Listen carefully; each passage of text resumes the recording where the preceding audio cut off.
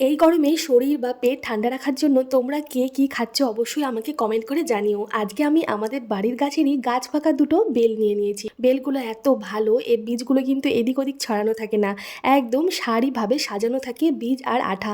তাই বীজগুলো বাদ দিতে খুব একটা অসুবিধা হয় না। এগুলো বালি বেল, খুব বেশি আঁশও থাকে না এই বেলের মধ্যে। ভালোভাবে বেলগুলো কুড়ে কুড়ে নিয়ে নিলাম একটা জায়গার মধ্যে। এবার সামান্য সামান্য ফ্রিজের ঠান্ডা জল দিয়ে বেলটা হাতের সাহায্যে ভালোভাবে চটকে নেব।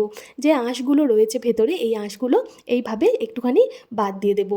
আপনারা চাইলে এই জায়গায় মিক্সিতে দিয়ে একটু ঘুরিয়ে নিতে পারেন। আমি আর মিক্সিতে দিলাম না, এর মধ্যে পরিমাণ মতন মিষ্টি অ্যাড করলাম।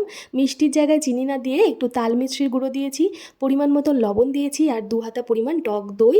ফ্রিজের জল দিয়ে ভালোভাবে একটা ডাল ঘুটনির সাহায্যে ঘুটে নিয়ে পরিবেশন করব ঠান্ডা ঠান্ডা বেলের লাস্সি বা বেলের পানা।